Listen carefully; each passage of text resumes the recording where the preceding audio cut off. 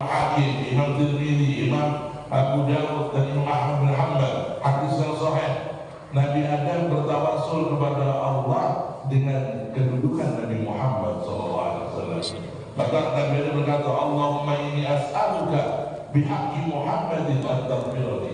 Ya Allah, aku mohon ampun kepadamu dari dosa-dosaku dengan berkahnya Muhammad. Allah berkata kepada Nabi Adam, hai Adam, engkau manusia pertama. Dari mana kau tahu nama Muhammad? Apa kata Nabi Adam? Ya Allah, ketika engkau menciptakan aku dan engkau berikan kenikmatan berada di surgamu, aku melihat semua pintu, semua jendela, semua sudut, semua tempat yang indah, di situ terpampang namamu dan nama Muhammad. Maka aku yakin itu adalah nama makhluk tercinta di sisimu. Maka aku bertawassul kepada aku, ya Allah, dengan nama itu. Allah mengatakan kepada Adam, hai Adam, dia adalah nabi terakhir yang akan terlahir dari sulbimu, dari anak cucumu. Dan andai kata bukan karena dia, tidak akan aku ciptakan engkau, hai Adam. Bukan karena dia, tidak akan aku ciptakan dunia. Laulak ma khalaqtul aflaq, laulak ma khalaqtud dunya, kata Allah.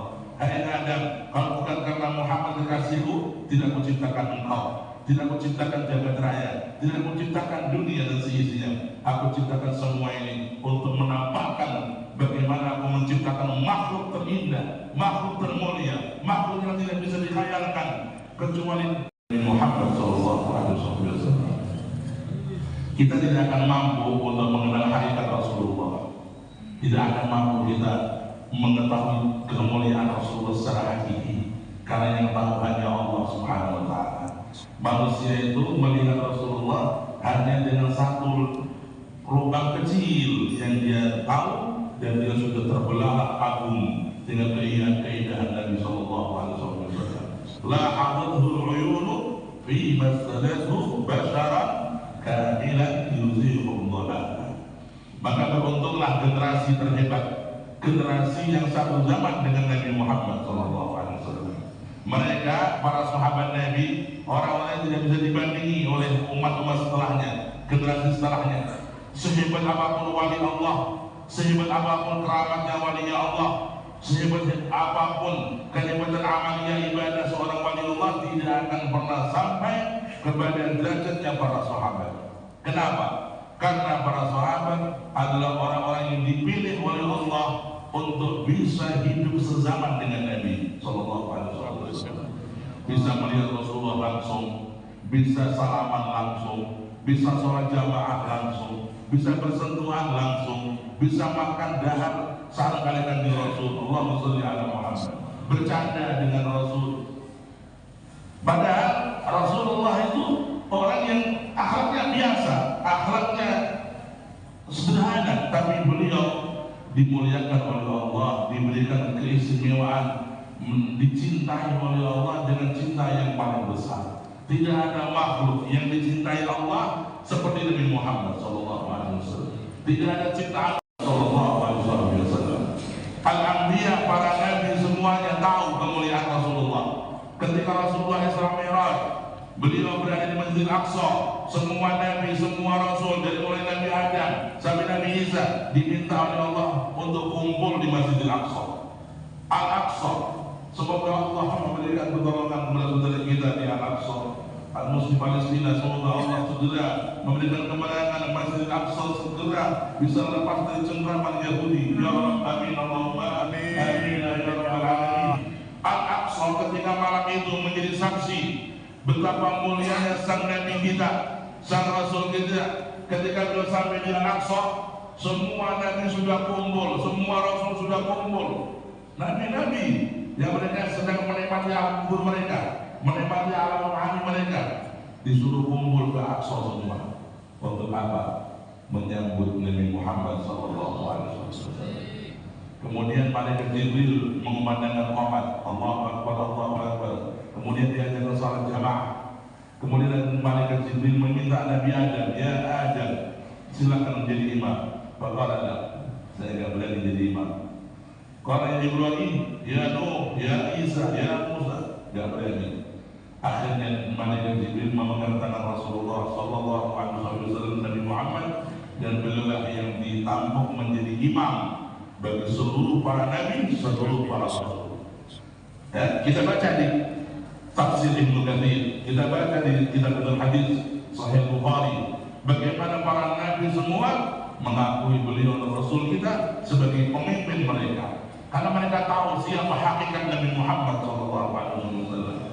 Mulianya manusia satu ini. Karena itu saudara, kalau kita punya dosa, punya satu kesalahan, segera ucapkan doa tawasul kepada Allah seperti Nabi Adam. Allahumma inni atawajjahu ilaik wa as'aluka an taghfira li bihaqqi Muhammadin sallallahu alaihi wasallam. Ya Allah, aku mohon ampun kepadamu dari segala dosaku dengan berkahnya Nabi Muhammad sallallahu alaihi wasallam. Maka tidak mungkin ditolak doa kita. Begitu juga kita di majelis ini, kita mendapatkan kesempatan untuk melangitkan harapan-harapan kita. Kalau kita di majelis kami ini setelah menyebut nama Rasulullah dengan cinta, dengan rindu, dengan pengagungan, dan kita dimudahkan untuk bersolawat, kita dimudahkan untuk berdoa, apa kita menyangka kita pulang akan kosong hamba? Tidak mungkin kita pulang kosong hamba. Tidak mungkin kita pulang kosong. Kita pulang pasti membawa barokah. Barokahnya Nabi Muhammad SAW. Yakinlah itu. Kalau orang bertawasul dengan wali besar Syekh Abdul Qadir Jilani, qabul hajatnya. Baca manaqib, qabul hajatnya. Orang ziarah kepada Wali Songo, qabul hajatnya. Orang ziarah ke Hadramaut, ke Sayyidul Muqaddam, itu qabul hajatnya. Bagaimana kalau orang itu menyebut nama Nabi tercinta Nabi Muhammad SAW?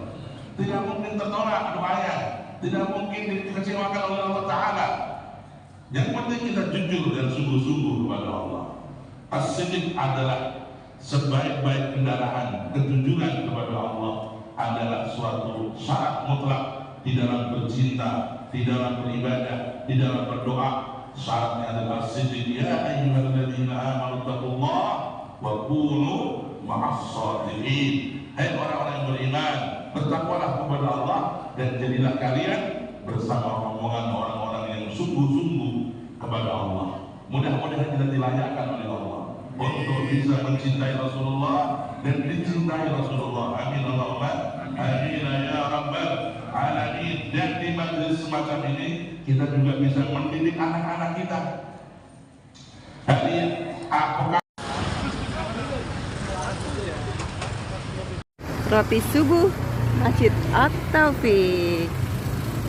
Inilah owner dan manajernya.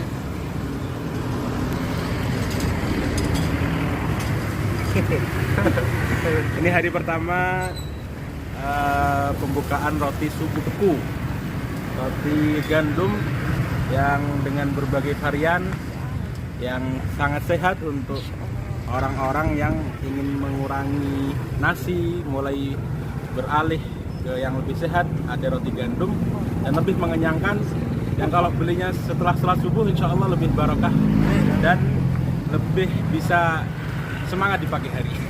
Insya Allah.